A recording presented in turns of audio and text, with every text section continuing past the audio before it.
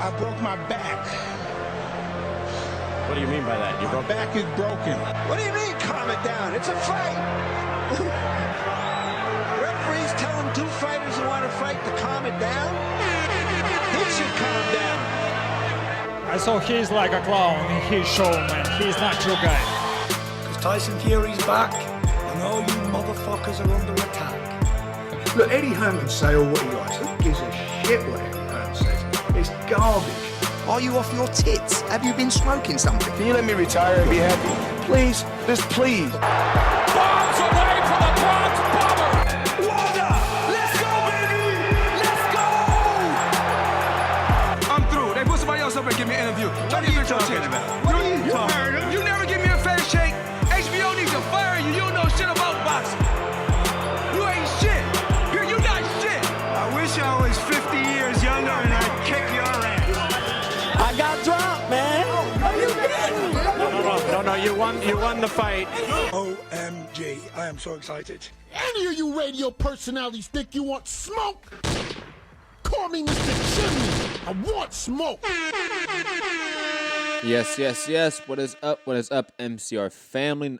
Another semi-daily edition of the show. I keep saying daily edition, but it's not daily edition. Sorry, we've been highly busy lately. Plus, the weekend was kind of a bland weekend. For those that wanted a show yesterday and didn't get one, I apologize. I was at the UFC 239 Media Day for John Jones, Thiago Santos, Amanda Nunes, Holly Holm, etc. So if you want to see any of that content that I filmed, head over to sharedar.com and their YouTube channel, or head over to our YouTube channel and the MMA playlist. You will see all of the videos that I filmed or recorded yesterday at the Media Day. But digressing, let's get to the news of the day. I'm Matt the Hipster Hunter. It's Mixed Combat Radio. Hit the like button, share the show, subscribe. Going to be talking all things boxing today. We're going to break down most of the weekend's fights. Most of them are not going to be in detail because I did cover most of them on our Championship Rounds Patreon exclusive show. So the Machado and Acosta fight, most of that I covered in depth on the Championship Round show. Again, patreon.com/Mixed Combat Radio. So the Charlo Cota card and the Rigondeaux fight we're going to break down. Plus, obviously, the news of the day and of the week. Pacquiao, Thurman, VADA testing, not happening, but they are doing some testing. A lot to break down with that topic. Plus, just other sort of minor topics of the day, like we have Adrien Broner, Lee Selby in the works, actually. Shout out to Boxing Wales and me being wrong, which is not, any much of a shocker anymore. For getting the whispers out first that, hey, this fight's being talked about, and I gotta say, it still makes zero sense to me. I still hate this matchup in every conceivable way, but I'll get to it later. Plus, obviously, Amanda Serrano coming out, and first, I think it was this morning or yesterday, coming out and being ultra aggressive and hostile towards her promoter or a promoter, and then coming out with a apology tweet later. Maybe we have a inside scoop of why that is happening, and God, it's just a funny story. I'll get to it later. But yes, hit the like button, share the show, subscribe, call in 323-870-4051. Press 1 to get in the queue. International callers, Skype, Mixed Combat Radio. But let's get to the fights this weekend first, and let's get to the news of the day. Because honestly, the fights this weekend weren't anything of extreme note, I should say. Like, we have some good fighters fighting on the card. Obviously, brief thoughts on the Machado Cancio rematch, and obviously the Tito Costa huge upset against Ellen Soto. I still think that's one of the worst upsets of the year, and maybe only dwarfed by the upset, or not upset, I shouldn't say upset, one of the worst stoppages of the year, not upsets, one of the worst stoppages of the year in the Costa fight, and probably only dwarfed by the Rigondeaux fight for being a worse stoppage than the one on the previous night, or say the 2 nights preceding it. But like I said, go if you want to hear me break down those fights, go Championship Rounds, patreon.com. Tito Costa, Ellen Soto, run that back. I do understand that Soto looks like he might have to fight as mandatory, but that does nothing for me. I would love a Tito Costa, Ellen Soto rematch. That was a fight of the year contender. Run that back instantaneously. And Machado, damn. he's another dog bay-like figure where hardcores like me, obviously, were really high on him. And he had a significant, huge upset loss where he got beat up in the process, similar to Dog Bay. And they ran it right back rather quickly, and we saw maybe the effects of that first loss on Machado. And maybe it was a factor of him never really being able to establish his range ever. He's not really being a guy that could, keep his jab out, keep opponents at a distance. But digressing, again, good fights, great card. Go watch it. Also, the Ioka Pilate fight, go see that fight as well. But this Jermell Charlo, Jorge Cota fight, speaking of worst stoppages for the opposite reason, right? Like a Gemma Rigondeaux, Julio Ceja fight, which we'll get to, was stopped prematurely. Cota was sent out there to die. It looked like, man. The ref grabbed his glove when the guy was holding onto the ropes and said, okay, keep fighting. He didn't even have his back turned, and he wasn't facing Charlo in any way. And Charlo just demolished him in quick fashion within 3 rounds. Nothing was really shocking about this performance. I will say this, I did like to see Charlo be a little more active, but he knew what he was facing. So this doesn't do much for Charlo in a way that makes us think the Tony Harrison rematch would go any different. He didn't fight a unorthodox, awkward boxer that would negate his style. He fought somebody that was a sitting duck there to be hit that doesn't belong here. And perhaps one of the worst main events on the sort of current PBC on Fox schedule this year, that this was the worst. Unfortunate circumstance, obviously, due to Tony Harrison getting injured, but it was bad. We did not need to see this. Gemma Rigondeaux, Julio Ceja was a fight that I think we all needed to see, though. If you haven't seen it yet, go watch it. It reminds me, in a way, not in the same way, but it's an easy analogy to make because Adrien Broner, Cuban, both have sort of similar defensive styles with Gemma Rigondeaux. When Adrien Broner started to get older, he started to have more exciting fights. He's still a really good boxer, but you can tell that the movement wasn't really there like it used to be. Similar, Rigondeaux either didn't have the movement or really didn't play into it. I will actually sort of side on or lean towards he is just an older fighter and therefore he can't move the way he probably used to when he first started out. So he has to sort of rely on good upper body movement, good waist movement, good head movement. And Ceja, to his credit, realized that and was just going for broke, going at volume. Even when he wasn't landing, he was throwing a lot. And I think that played a large part in our perception of the fight and the scoring of it. But Rigondeaux came out there at several times and seemed to have hurt Ceja. He seemed to have the bigger punch throughout. And what was it? In the 8th round, he ended up dropping Ceja, and Ceja got right back up, I think, on the count of 5 or 6. And the ref, something Mora, what was the ref's name? Russell Mora. He stopped it instantaneously in a really bad form because, like Rob says in the chat, I think it was Rob, Rigo was losing. A lot of people thought Rigo was losing. I wasn't scoring it, so I'm not going to really play into that, but I can see why. And for the fight to be stopped that way is just ridiculous. Similar to like Acosta Soto. Acosta was winning on all the scorecards in the final round when they stopped it. It just ridiculous, These guys are standing up. For Acosta, he didn't even go down. He was clinching up when they stopped the fight, for goodness sake. Rubisky, I joined the chat. Thank you for the super chat, man. Always appreciate it. I bet you're just as upset as me about the Acosta stoppage. That's just atrocious. And again, only perhaps trumped by the Ceja stoppage, which was, I'm not going to say seemingly more egregious, but it was like, the dude's fine. He got back up. And it was such a quick, he didn't even look at him. He just stopped it, waved it off. I didn't like that at all. Thought it was poor. But again, Rigondeaux winning the fight, at least showing that he is still a top 10 guy in this division. Ceja, to his credit, is also a really good fighter. I think Rigondeaux, whoever he may face next at 122, because it's probably not going to be obviously Ray Vargas, Daniel Roman, none of the real champions at this division just because of the sort of network differences. Arthur saying Acosta was out of it, though. He was hurt, yeah, but he didn't go down, and he was clinching up.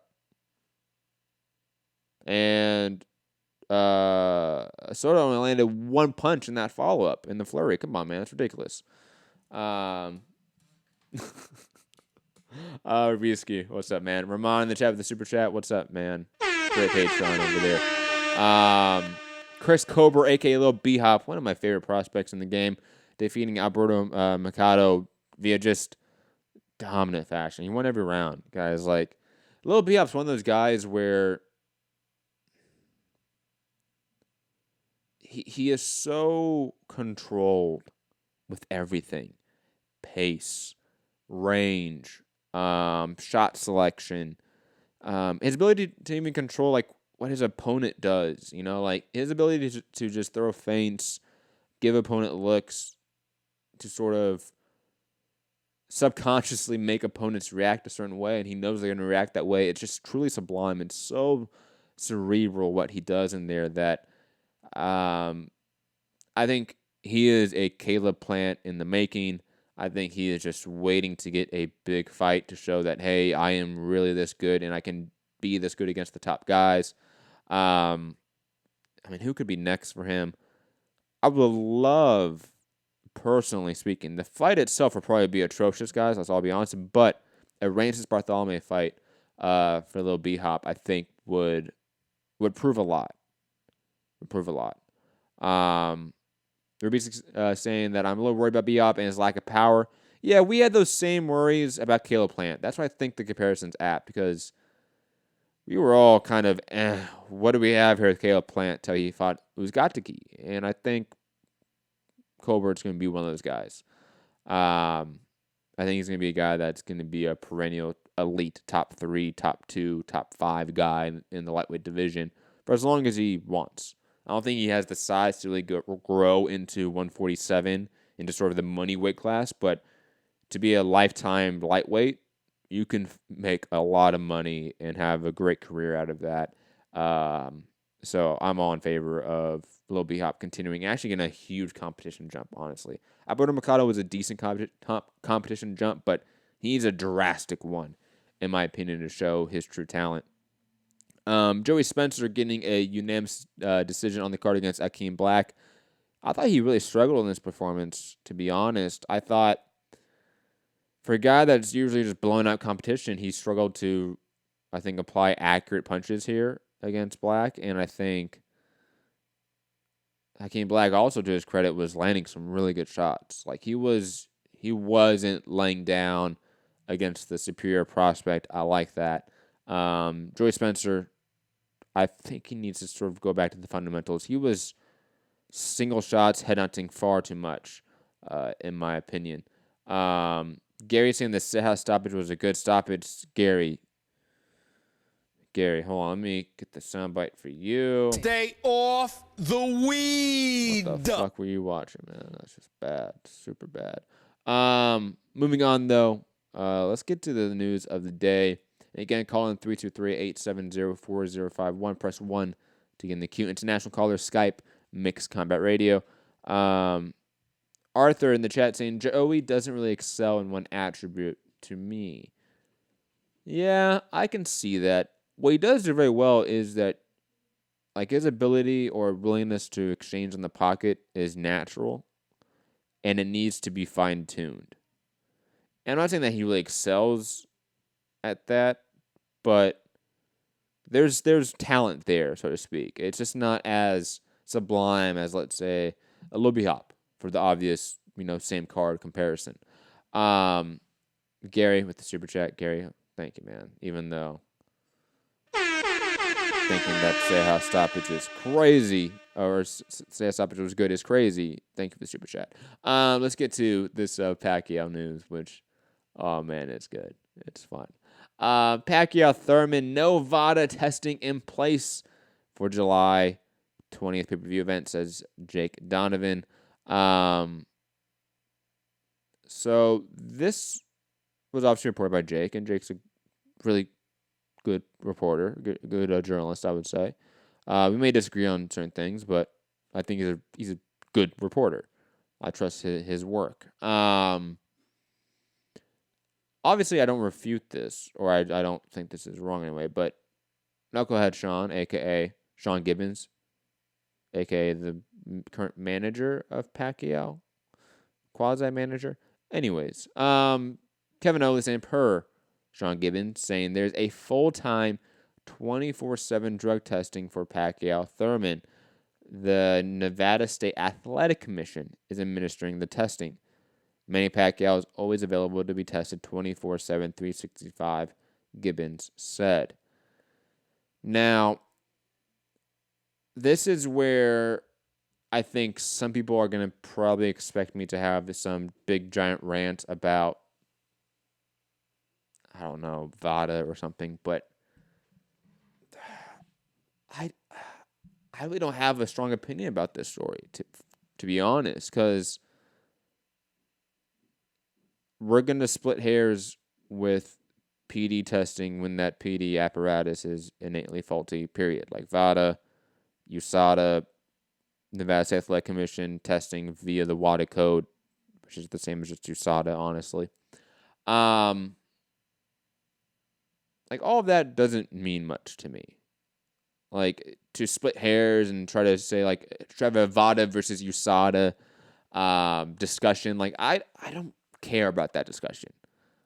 Because the real only two fundamental differences we have between VADA and USADA is that VADA is more likely to do carbon isotope testing. Not that USADA doesn't. USADA does. For example, in the UFC, they do carbon isotope testing. It was reported, I want to say, with like the Mayweather situations with USADA and the times he licensed them out, they didn't do carbon isotope testing. But for example, in the UFC, they do. Digress from that point. So VADA is more likely to do carbon isotope testing, which is just a higher form of testing, a more detailed test, so to speak, for PEDs. On top of that, they don't really test for cannabinoids, which is weed, cannabis, marijuana. They don't really test for that as much as USADA and the WADA code stipulates. Even though the WADA code in the last 10, 15 years has progressed to the point of really not, like weed's not really an issue with USADA or WADA accredited labs testing you. It's not an issue. Gary's saying I do a ton of carbon isotope testing. It's my favorite. Thank you, Gary. God. And again, I don't think that those two particular differences are enough to have a strong opinion about either or. When again, most of what VADA tests for is adherent to the WADA code. There's not really any differences, except for the cannabinoid issue, honestly. And looking at the WADA code in particular, there's a lot of issues with the WADA code. It needs drastic reform. The sort of corporate entity associated with it, the IOC, also needs reform. So I think, yes, should every fighter in the world be VADA tested? Yeah, that'd be great. It'd be great. Guys, do we need to state that? Of course. Is it going to happen? No, because it's not financially possible. It just isn't. Arthur saying, how can Nevada State Athletic Commission test Pacquiao Thurman when they are in Florida and California? Because their license is within Nevada, like the fight's within Nevada, so they're under the jurisdiction. Now tell me, like, how, like, logistically can they get people to Florida and California with money? They can send some testers from, God, what's the lab they use all the time? Somebody in the chat might remember it, but God, I can't remember it. There's a specific lab that Nevada seems to use all the time. They might send out testers to Florida or California. That wouldn't be an issue, honestly. I don't think that's as much of an issue. And for those who don't know how commissions are financed or funded through taxpayer dollars. It's through the state. Digressing, though. Again, to VADA versus USADA, doesn't matter. WADA code, is that the bigger issue? It is. And I think to have a debate about VADA versus USADA is like a third point in the conversation we should be having about PD regulation. Like when we get to which one is better, which agency is better, again, that is a third or fourth point to the discussion that we should be having, when the first point is the WADA code, which really every testing agency, including VADA, takes notes from. If that is inherently problematic, inherently filled with inaccuracies, errors, then we need to first address that before we talk about which agencies are assigned to that code and if those agencies are better than ones that aren't assigned to that code. When those agencies that aren't assigned to that code are basically are. Leonard saying VADA just tweeted Triple G successfully completed VADA testing again. As we're on the subject, Leonard bring up a good point. And if you want to get more specific with the discussion, like Triple G Rolls, Steve Rolls is a great example. Like, great, they did VADA testing. How many tests did they have? How many weeks out from the fight were they tested? We do know that VADA came out and said after post Canelo Triple G2 that Canelo stayed on with VADA testing and Triple G stopped VADA testing and ended their agreement with him. So when did this start up again?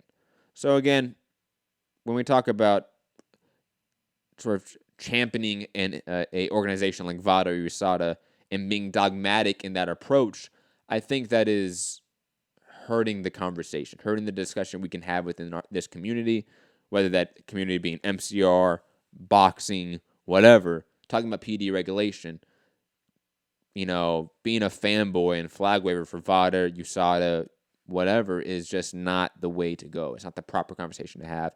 Also not the way to fix the issue. Like, if you want to clean up the sport, talking about whether VADA or USADA are better, or VADA or the NSAC using WADA accredited labs, which that's what USADA is.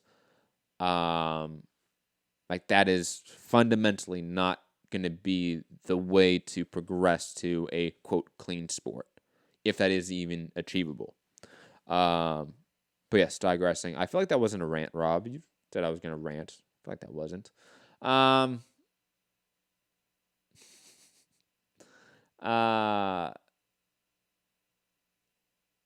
Gary, I don't know if you've been sarcastic, but I'll read it out in a sarcastic tone. Matt is the best with steroid knowledge. Sometimes I feel like I'm in a physics symposium, and to be honest, using the word symposium, air horns for you, man. Because that's one of my top 15 favorite words in the dictionary.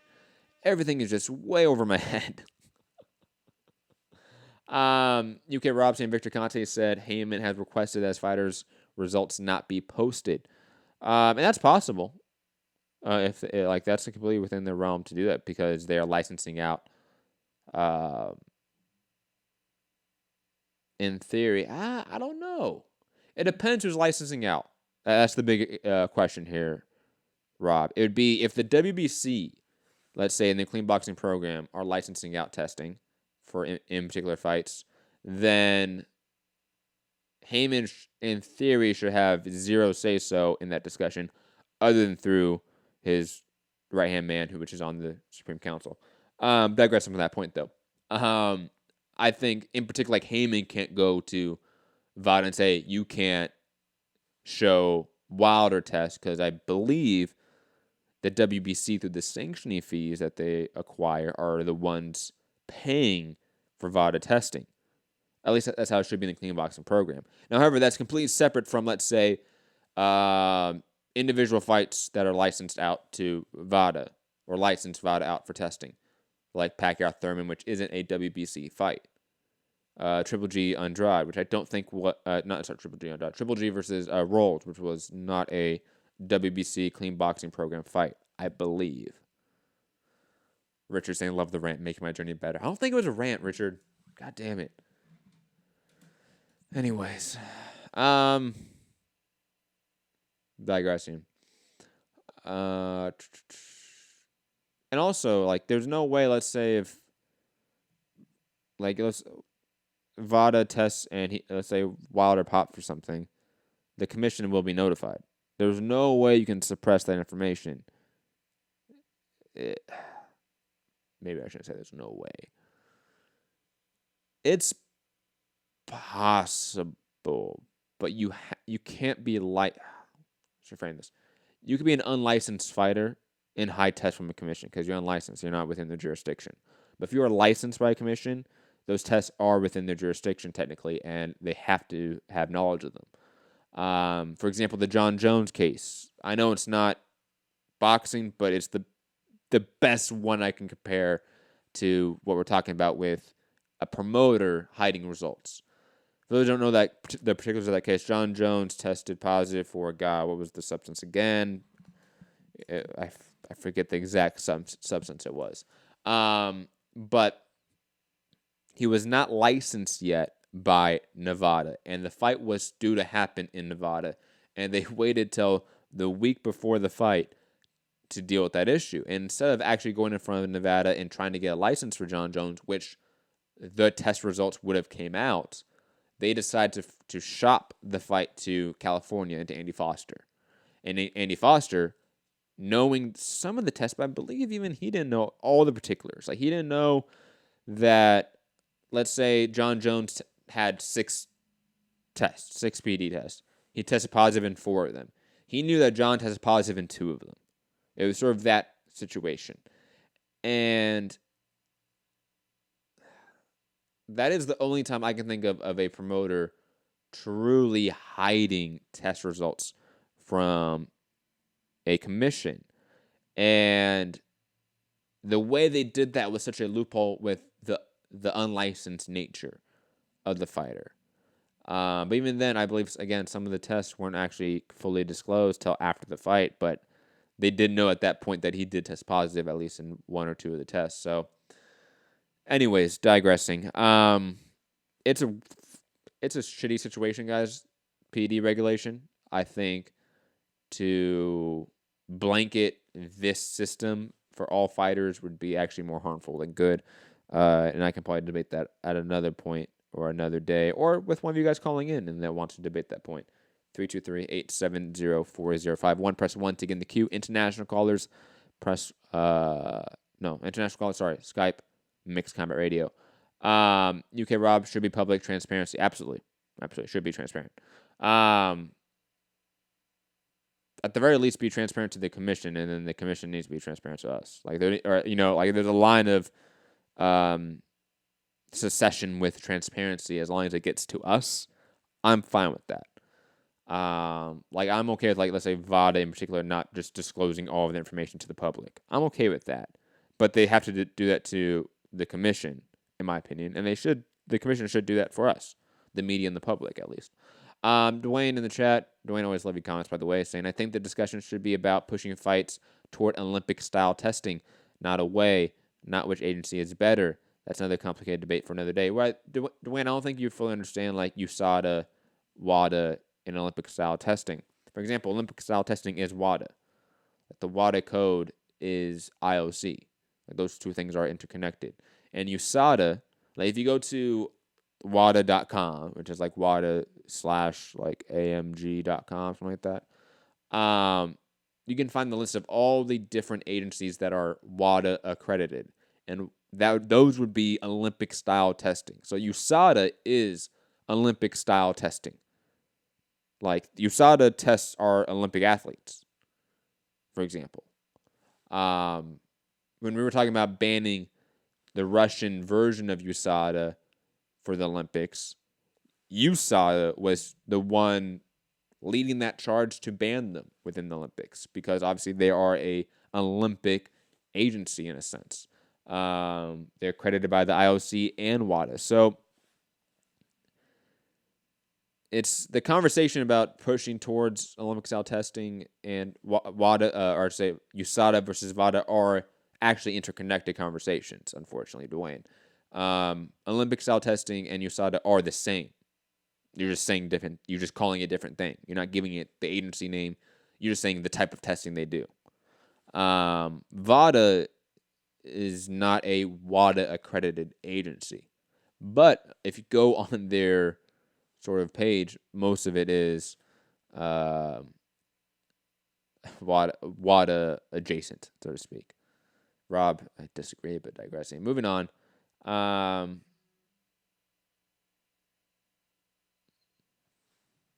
Sorry, I just got a text from someone. Anyways. Moving on. Next topic of the day. Adrien Broner. Lee Selby in the works for later this year. And I don't know if I'm allowed to say who said this. I don't know if I'm allowed to. I was on a phone call with somebody that told me they heard this from someone in particular, a specific name. I'm not sure if I can say that name. But that this fight's going to be at 140 pounds. I'm of a few different minds when it comes to this fight. It has zero divisional relevance anywhere. 135, 140, 147. This fight could be anywhere, and it just doesn't matter. Secondly, Lee Selby. Damn, you're really cashing yourself out, man, and it's really sad. Because that's what this is. Instead of fighting your way up through the rankings at 135 and fighting, like, let's say, Lomachenko and trying to go for legacy, you're fighting Adrien Broner for, obviously, a gigantic paycheck. Adrien Broner for fighting a guy that's a career 126-pounder who had one fight at 135 pounds where he did not look good in. Talking about Lee Selby.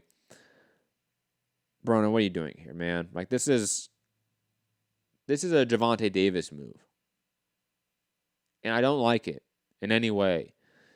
Rob making a joke, like a lot of times in the chat, so I feel like I need to say it just so he can stop saying in the chat. The Welsh Mayweather versus the wannabe Mayweather. Here, Rob. Here.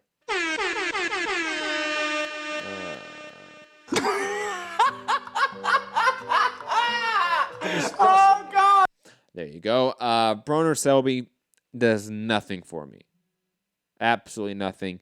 And I was talking to somebody on Twitter, and they're like, well, it's a decent fight. Both guys are decent. It's good promotion. I'm like, yeah, like Paulie Malignaggi, Artem Lobov, two decent fighters, good promotion. Canelo Khan, two decent fighters, good promotion. Like, go down the list of, like, shit fights that are, like, two decent fighters, but good promotion, right?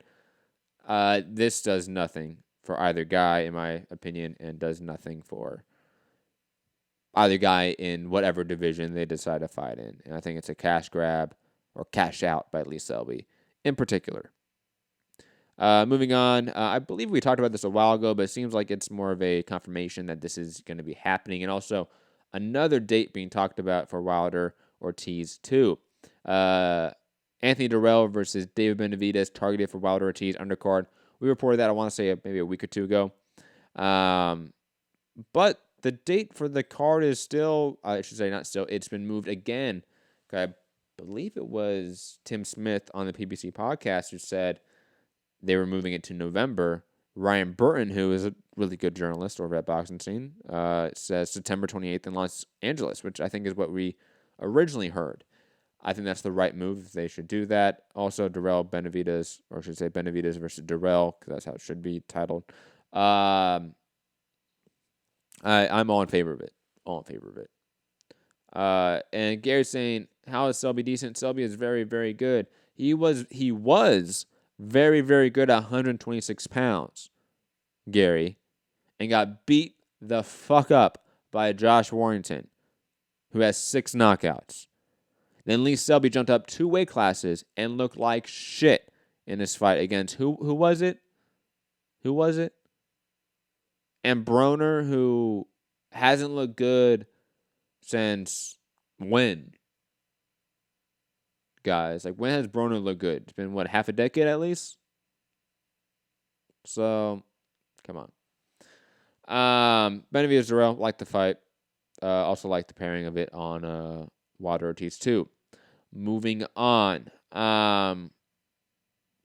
This coming by way of Amanda Serrano. Actually, shit, Rob, if you're listening right now, can you find me the original Amanda Serrano tweet where she went off? I only have the apology up. And let me see if I can find the original. Sorry about this, guys.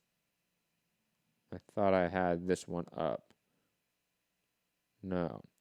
Well, anyways, I'll try to remember it as much as I can. But Amanda Serrano came out and basically said something to the effect of like, "Oh, these promoters are screwing you. The promoters always screw you over, right?" And a lot of people thought it was in reference to Lou DiBella or maybe Eddie Hearn.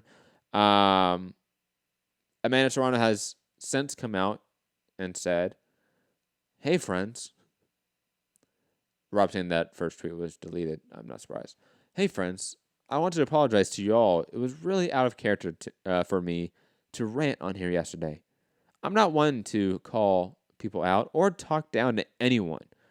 So I apologize to anyone I might have offended, especially my promoter, Lou DiBella.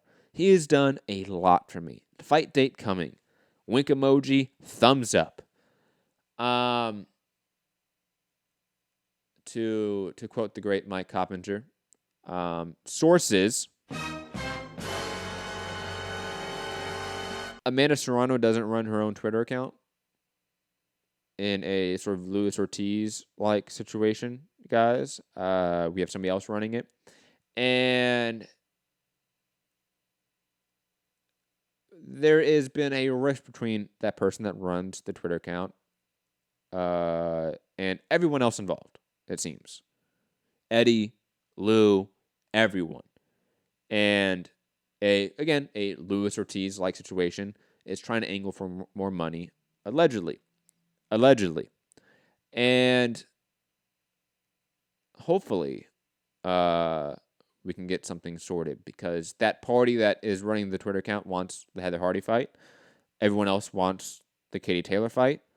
So it's going to be interesting to see who wins out in this battle here.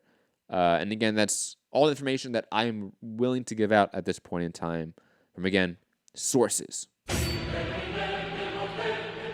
really wanted to do that, guys.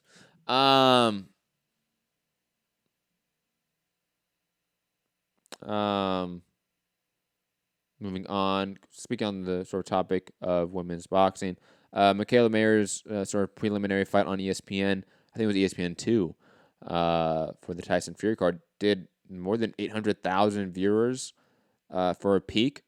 That's insane for an ESPN 2, not ESPN 1, regular ESPN, ESPN 2 event. I think that's obviously in part due to the Tyson Fury name being associated with the card, and I think maybe some people thinking Tyson Fury was actually fighting on that telecast. But a lot of people saw Mayer. That's good to see. In the age of women's fighting, always progressing and innovating. Good to see more people paying attention. Moving on, Shakur Stevenson, sort of getting a better opponent, I will say, than the first one announced. Fighting now Franklin Mazzanelli, who is a former title contender. It's better than the former opponent, who was, what was the guy's name? Heron Socrates, or Socrates, as they say in Bill and Ted's Excellent Adventure. Shakur Stevenson's probably going to demolish this opponent in a obvious step back. I'm ready for Shakur just to take a gigantic step up in competition, because he's ready for it. And last topic of the day, and then we'll go to callers. Hughie Fury ducking, obviously, the great Oliver McCall, and it's just a travesty, guys. It's truly a travesty. Fighting Samuel Peter. Yes. Yes, guys. Hughie Fury, Samuel Peter on the Khan Goyat card. Tell me that doesn't get you guys just, bones hyped. You guys are ready for this one, right? You guys are ready to go. You guys want to make a little happy dance. You guys are ready. Hughie Fury, Samuel Peter. Again, ducking the great Oliver McCall. But moving on for that obvious joke topic and just joke news of the day. Shout out to Hughie Fury being a joke. Let's go to callers. And, of course, we have Gary in Dallas. Gary, what's up? How's it going, Matt? It's going good, man. Before we get to the Keith Thurman news, first off, the Selby versus Broner fight, again, it's not Crawford versus Spence. But you don't like that fight? I think it's a good fight. And if Selby wins, you're picking Selby, right? I don't know. I don't know yet. Selby has fought for his entire career at 126 pounds.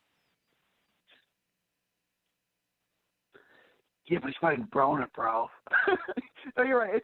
Yeah, but Broner still like beat up like Emmanuel Taylor like not too long ago. Like when Broner faces guys that are like not as big as him or not as necessarily talented as him, he can whoop on them. And Lee Selby, while being a good boxer, isn't gonna out-volume him, isn't gonna beat him up. He's not gonna be the bigger guy in there. Like, and again, Lee Selby has looked poor as of late. No, I'm not betting on Lee Selby. Period. Not in this fight. I'm not betting on either. Okay, I think this is another Cal Berkeley where I think Selby has more left in the tank than you do. Selby, no. Selby does have Selby it does have a lot left in the tank. Not at 140 pounds or 147 pounds.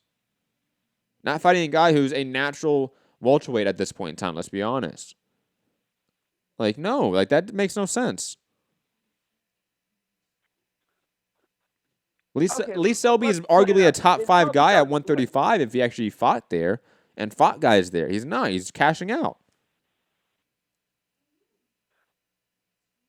Okay, I think if he wins and he looks good, like I think he will, then he'll be a major player at 35 and 40, and he can pick and choose who he wants to fight basically at either of those 2 weight classes. But we'll see. I think it's good matchmaking. It'll put him in front of an American audience because people always tune in to watch Broner, and I think it's a fight he'll look good in, and that will give him a lot of options at 35 and 40, which is why I kind of like the fight. And Rigo, that I know everyone was going to say that. If you go back and watch it, Ceja is out on his feet. Like there was no reason to let that fight go on anymore. If you let it go on, it was just going to it would have been like the Jermell Charlo fight. He was just going to nail him with another left hand. No. Whoa. His feet. No.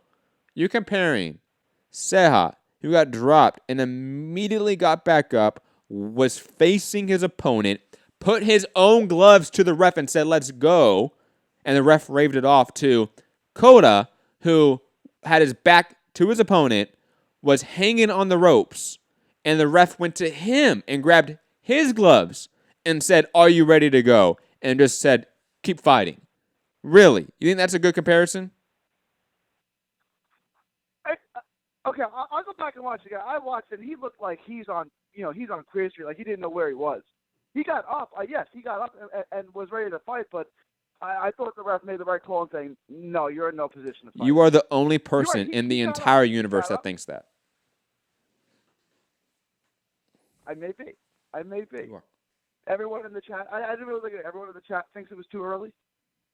Yes. And that was pretty. Yeah. Okay. I thought the stoppage was fine. He could have let it go on, but he was just going to get annihilated immediately with another huge left hand, and there was no need for that. All right, let's get to Keith Thurman. Are you ready? Yeah. And that was in all sincerity.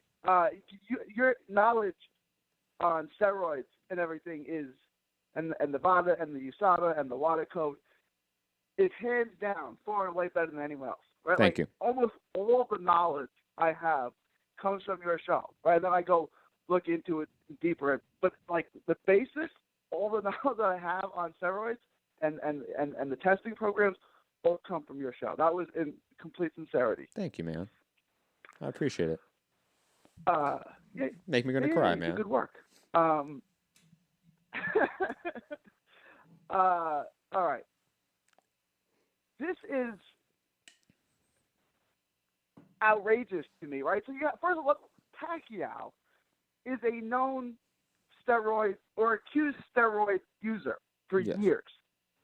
And to not have every step put in place to test him, just to at least squash the rumors and squash the doubt, right, is outrageous. It's like crazy to me. Like, it's bad. It's a bad look for the sport. It's a bad look for everyone. Like, why would you not make sure he was tested? He is being tested. You know what I'm saying? Like,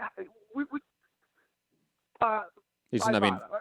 And again, you may say that VADA is no different or not that much different, and you know better than I do. But like at least name recognition, VADA is the gold standard to people who don't know as much as you do. No, Gary, that's where I'm going to push back. I think that's where boxing fans, unfortunately, are within this gigantic bubble. Because VADA is, within the boxing world, you are absolutely right. It is more respected than USADA. 110%. Outside the boxing world, that's just not true. That's just not true. Because you get people like Dwayne, who in the chat earlier was talking about we should push towards Olympic-style testing. And then people will come back and say, yeah, that's USADA. Because they follow the WADA code. So, I think for a vast casual audience of sports fans, they know of USADA because they popped Lance Armstrong, for example. They got that guy. You know, they know of WADA. They know of World Anti-Doping Agency. VADA is not on their radar. Outside boxing, no, I don't agree with you on that. Inside boxing, you're 100% right, Gary. 110% right. Okay. And that's the other point I want to pick up. The WBC has year-round mandatory VADA testing, correct? Yes, VADA testing? allegedly, yes. Okay. Keith Thurman vacated his WBC belt and kept the WBA. The same one that does the VADA testing, which he agreed not to do. Maybe there's a reason for that?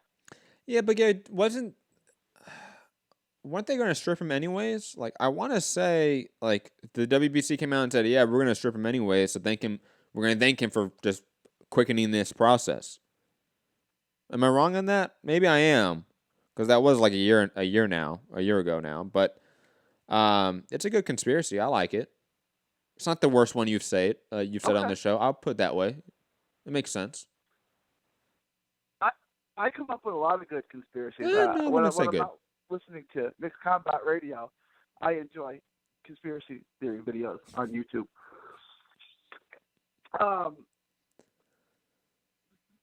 It's a bad look for both guys. And then it's a bad look to like the average person doesn't have the knowledge you have on steroids, right? So that person saying I'm not doing VADA testing, at least to a boxing fan, looks bad. And the reports didn't say that they're submitting to USADA testing. Now they are, but the reports just said there'll be no VADA testing. Yes. Which makes it look like to the uninformed person that it's no steroid testing. You know what I'm saying? Like, now, it's just a bad look. Gary, just to again understand more about what you're saying and more specifically, when you say the average person, are you saying the average boxing fan or just the average person? The average boxing, see, this is different, right? Because this fight's going to cross over, you would think, to a more casual, more casual sports fan, right? Like, yes. Yeah, more casual. And you're saying that the more casual sports fan is more familiar with USADA because it's in line with I'm going to put it this way. The casual sports fan that's going to buy 1 or 2 pay-per-views a year, watch 1 or 2 fights a year, right?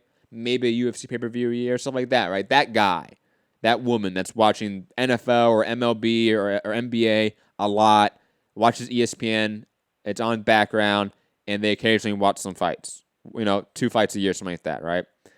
They either, do not know at all about PED regulation when it comes to USADA, VADA, WADA. Like, they don't even know about it. They don't care about it. That's not on their mind at all because, let's be honest, for a majority of U.S. sports, they aren't WADA sports. Like NBA, NFL, MLB, those aren't WADA accredited. Like, they aren't tested by WADA accredited agencies at all. So, like, that never becomes a topic of conversation within the mainstream sporting culture. So I think in large part, they don't even know this conversation is happening.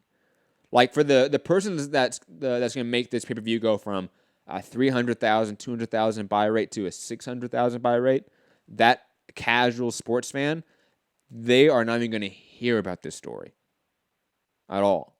This is an insular boxing conversation right now, in my opinion. That's true. I mean, you're right. I mean, because boxing fans, we live boxing because a lot of boxing fans live in a bubble, right, where they think everyone Absolutely. knows who Ranches Bartholomew is, right? Go outside of the boxing bubble and ask anyone who that is. They'll have no idea what you're talking about, right? So maybe you're right. Maybe this story doesn't cross over to the sports fan, right, to the basketball and baseball fan. They just don't know about this. And at that point, it won't matter. And boxing fans aren't going to not buy the fight because they aren't submitting to VADA testing, right? So I guess in reality, it's not really going to have much of an impact, I guess, right? Because boxing fans don't care and sports fans don't know. Yep. So, yeah, I guess it doesn't really matter. And you're sticking with Thurman. You think Thurman's going to win that fight? Hey, but we're not doing VADA testing now, man. Pacquiao might win by 1,000 blows, man. It could be something different here. So you think Pacquiao's going to be back on steroids? No, right? I'm joking. You're joking, but you're not kind of thing. Right? Gary, I will repeat what the great Nate Diaz once said. Everybody's on steroids. The whole UFC, everybody. Everybody's on steroids, man. I probably think that a 99% of the people we talk about at the very top level take something. I'll be honest. That's my personal opinion. I think there's a very small percentage that don't take something. And most just don't get caught. Because the testing isn't that good.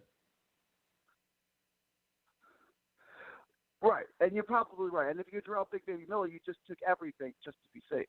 Yeah. We'll take everything. Yeah. But, I mean, if Pacquiao goes in there, Pacquiao wins, if Pacquiao looks like the Pacquiao of 5-6 years ago, at least the boxing fans, that's going to raise a major eyebrow, isn't it? And but Gary, Thurman seems like, whatever, I'll take the fight. Yeah. Sorry, I didn't mean to cut you off. But he's looked good recently. Like Pacquiao, if Pacquiao wins this fight, is that shocking? No. I wouldn't be shocked. No, I pick him to win the fight. But if you look at his punch output from now and say when he fought Clottey, right? It is drastic. He's looked good, but his punch output is drastically lower. Yeah, no, if he true. goes in a Keith Thurman fight and throws 800 punches in a 12-round fight. Okay, I see what you're saying. No, I see what you're saying. Yeah, you're okay. You're supposed to throw more punches as you get older. Gary, you 100% you will see people online saying that Pacquiao is juicing. 1,000%. But does anybody care, though, right? Like, you basically said it is what it is kind of thing. Like, does anyone care enough where they're not going to buy the fight? And I care, but I guess I really don't, right? Because I'm going to buy the fight anyway. And I'm actually looking forward to the fight because I think Thurman's going to lose. You know? I guess people really don't care. Like, we like to say that we do. It was like when Mark McGuire and Sammy Sosa were hitting all the home runs. No one really cared, right? That just makes the sport more entertaining. I'll watch it. But it's like Thurman, just from a mental head game, like Floyd did, should have made Pacquiao take the test, right? Because it's only going to make Pacquiao look bad. If Thurman says, "I want VADA testing," and Pacquiao says no, it's just going to make him look bad, right? Get underneath the skin, get in his head, make him take the test. That's what I would have done. That's just me. I mean, Rob is definitely agreeing with you, saying Pac is a heavy calves steroid user because look at those manly calves that he has. I think Pacquiao Thurman's a great fight. I think this conversation is, I'm not going to say pointless because there is some merit to it, but like it's not going to have any effect on the buy rate. I think in large part it's only hardcores having this conversation. And again, like, it's not dealing with the root cause of the issue. Like, sanctioning bodies shouldn't be involved with PD regulation at all, in my opinion. Why are we trusting sanctioning bodies to deal with that? Like, I'm in favor of the commission dealing with this. That's at least somewhat of a government position where we, the people, have some sort of effect on. A very loose effect. And but digressing, Gary, sorry. It would be better in a perfect world if the commissions control the drug test and the commissions drug test everyone year round. But realistically, they can't afford that, right? Because then they would have to drug test everyone. If there's 10 fights on that card, that's 20 guys they have to drug test. That's expensive. Like, they just don't have that kind of budget to test everyone who's licensed to fight in that state or fights in that state year round. You know what I'm saying? So saying that the state should do it, the athletic commission of each state should test those guys. How realistic do you think that is from a budget standpoint? Well, I'm not talking about really testing everyone. I'm not talking about that because that's just not realistic. Period. Because the way they would pay for it is through their commission fees. Like it's the same thing. Like commissions take a fee from the event, just like the sanctioning body does, right? And the bigger fighter with the bigger purse, they get a bigger cut of the tax revenue from it, basically, right? And so your undercard guys who provide really little to no tax revenue for the commission, they aren't going to sort of self-pay themselves for the testing. So that's why I think, like blanket testing over everyone is just not feasible, and also just is not. It just doesn't make sense. Like it's not needed. Also, I think it's completely unnecessary. I would like a main events and title fight rule. Like that makes sense for me. If you're in a title fight or you're in a main event, you should have random testing for that camp. That should be easy. That should be easy to do for the commission standpoint. Yeah, and I agree with that. I mean, that makes sense. Yeah, I'd be fine. And the commission would pay for that the same way the sanctioning body does. Yeah, that's probably a better solution. And then if you want something to be a little more, if you want something to be more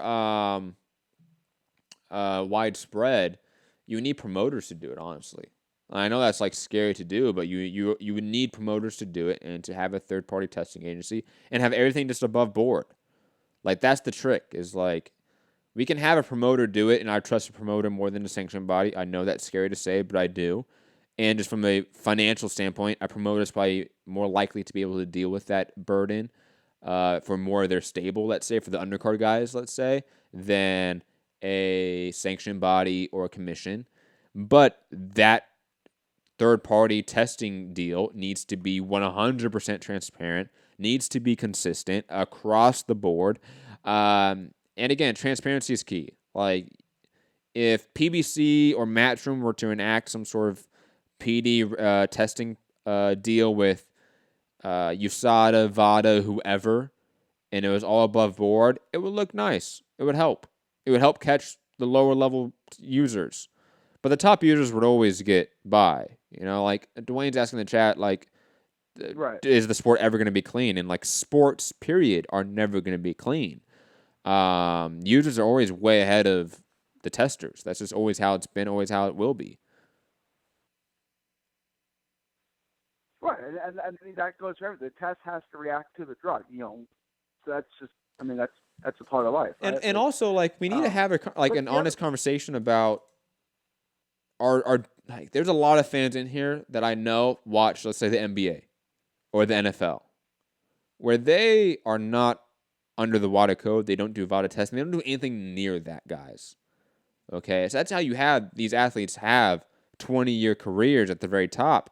Because they can take certain drugs that other athletes in combat sports or Olympic sports can't. Because those drugs actually help athletes. They're not harmful. They aren't damaging. And if everyone in this league is a basic millionaire, then yeah, who gives a fuck?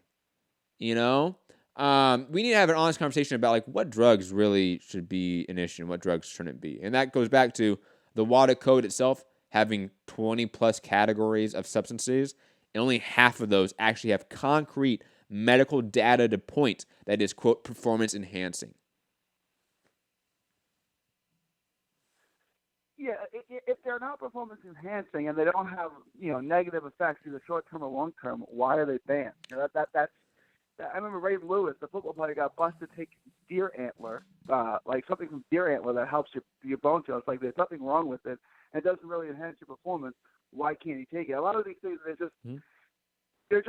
like jaywalking. It's like, why is this not allowed? But I had a question about UFC. How does UFC? Do they have their own drug testing, or how do they drug? They have a deal with USADA.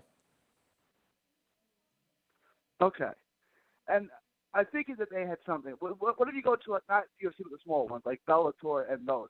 How do they kind of have a free for all like boxing does? Free for all, it's commission testing, and that would be regular commission testing. That would not be like that wouldn't be what Pacquiao Thurman allegedly has. That would be just you get your fight Right. you get your fight night test, so to speak. You get a test before the fight, after the fight. Right, which is kind of, unless you're James Toney and really stupid, then it's kind of easy to pass as long as you know when the test is.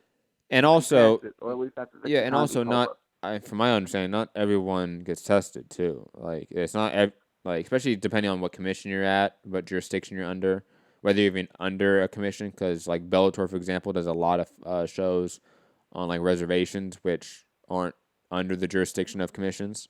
Right. Then it's a complete free for all. You're right, and there's a lot of fights on different reservations, and those wouldn't be under the. Wow, yeah, that's so boxing fights too in casinos all over the place, or like the one in Connecticut or the one in Mississippi. Mm-hmm. Those, if they're not title fights, what's sanctioning? Right, who gives the drug test? Right, because there's no state commission because it's reservation land. Then is it just anything goes? Yeah, there's no testing. I never even thought of that. That's insane. Because there's a lot of fights like that. If you really think about it, Gary, wow, most fights, and of course, most fights aren't just televised. Like that's just how it is. Most fights are probably on Indian reservations in the U.S. Right. A lot of them, a good portion for sure. Yep. Yeah. Yeah, that's crazy. I never thought of that. All right, that's all I got. Gary, I'm going to quickly remind you, too, before you jump, that Pride FC, I don't know if you knew what Pride was back in the day. They were like the big competitor to the UFC. Oh, sorry, Santiago. Accidentally turned you on. They actually had like a clause in the contracts that like encouraged PD use. I'm going to try to find it while I talk to Santiago. Right? I'm going to try to find it while I talk to Santiago, but it's hilarious when I read this shit to you, man.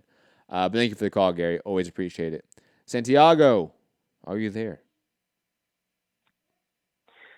Hey, man, what's up? Feels like it's been a good minute since I last got to hear one of your shows. Yeah, it's not much. Just here, happy to finally have my ear taken care of. No more pain, no more meds. That's good. Good to be back to my old self and not so nonsensical. But, yeah, let's just get to the topics at hand. Weekend, actually it wasn't a bad weekend of fights. So I'm actually enjoying most of the fights that were on there. Personally, considering it was the last round, and like it was, if I remember correctly, a left hook that staggered him, and then maybe 2 to 3 more punches were thrown, 2 of which were to the body. I honestly don't. I'm conflicted on the stoppage person. On one hand, I'm like, it's not the worst stoppage I could have seen, but on the other hand, too, since he was a defending champion, I kind of felt that they should have given him at least a count, let him see what his bearings were, and then like if he got tagged again, then stop it. And it's the same thing I feel too with the Ceja stoppage too, because like you said, Ceja went down, but he got back up. It was like the closing seconds of the 8th round, and he just waves it off. And I'm just kind of like, great fights, both the Rigondeaux fight, the Costa fight, but the stoppages were definitely the ones where were most of us, like myself, are kind of like, I don't know,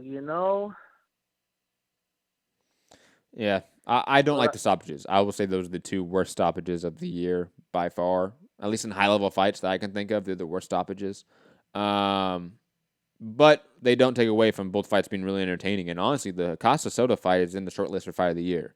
Like, that's in my top 5. Oh, handedly, man. It was a great fight. Definitely up there. I hope people enjoyed it, especially if it's like the first time seeing the lighter weight guys fighting. And then, to be honest, though, I was surprised to see the approach that Rigondeaux took for that fight, because, like, we've seen Ceja fight against Hugo Ruiz, when we went to go see, Maurice Cuellar over at the UFC Galen Center. Yes. You, me, Fern, you were credentialed for that fight, I think. Yeah. And so I thought it was a great matchup for Rigondeaux. Coming back down to 122. I did favor him because I still thought he had the skill set for it. So I was very surprised to see the approach he took for that fight. What's your take on the change and instead of trying to be that slick counterpuncher Cuban style, he kind of sat there mid-range and tried to go tit for tat with him?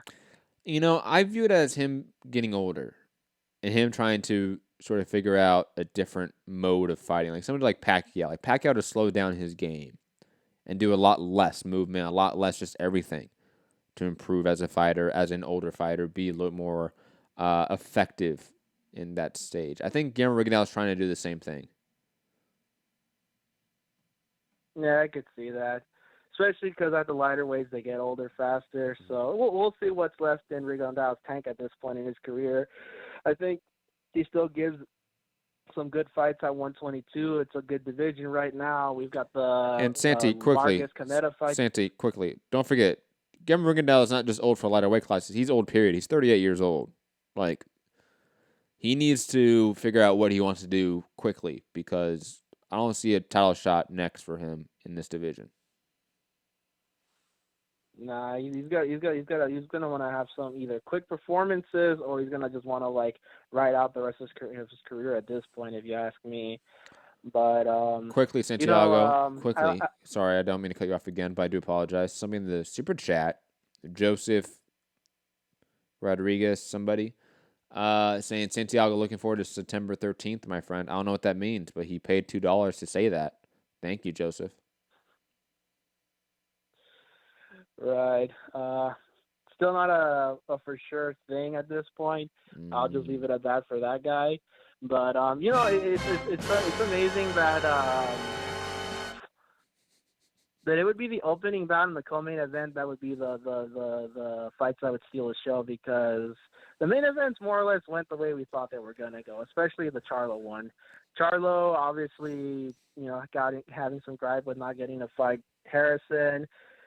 Laid out Coda, and we expected that, but it was pretty impressive still, to say the least, considering that Charlo has never been known as the guy with the power. He was always more of the boxer puncher, if anything.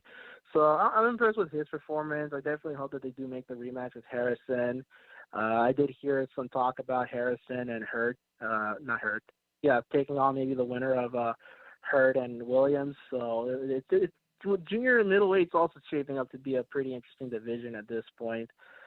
As for the VADA testing, honestly, with you, at this point, I'm just kind of like, it's probably a story that's not going to be talked about as much outside of the hardcore fan base. I know that Cynthia Conte shared her tweet where she retweeted about how Pacquiao is supposed to still be tested 24/7 regardless, and so I just kind of look at all this news as okay, unless we see something completely out of character at this point for Pacquiao at his stage of his career with all the battles, all the fights that he's had, honestly, it means nothing at this point. I do feel that this is the fight for Thurman to win. I definitely think that Thurman has what it takes to cement himself as the guy at welterweight, especially with a guy with the resume and status of a Pacquiao. So the VADA thing just adds on more to the whole, testing subplot of it's whatever, we want more, but at this point, until something happens, we're just going to get the say ho hum storylines. So that's that, really. It's pretty much all I do have to say. Oh, and also to answer a question, no one answered it in the chat. Selby's fight was against Omar Douglas, who was also moving up to 135. Right.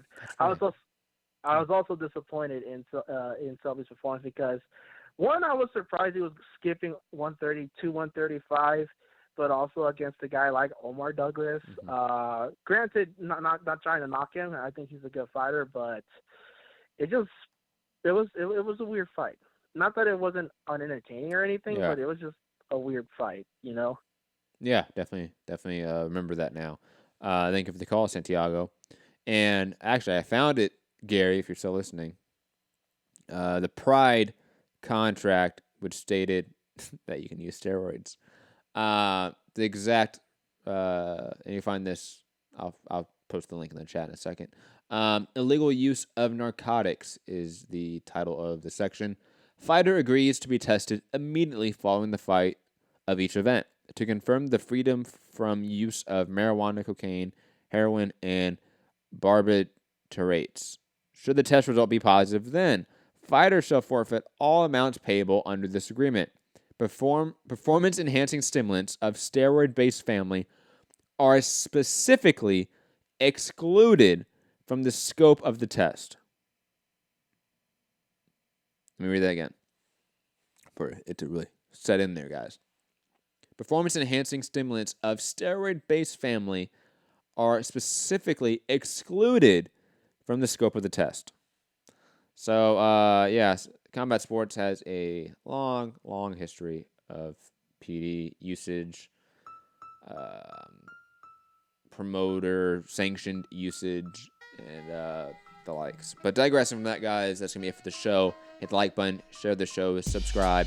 Patreon.com/Mixed Combat Radio. You find me, Matt Hunter, MCR, all platforms. Have a great day, great night, wherever you are. Peace.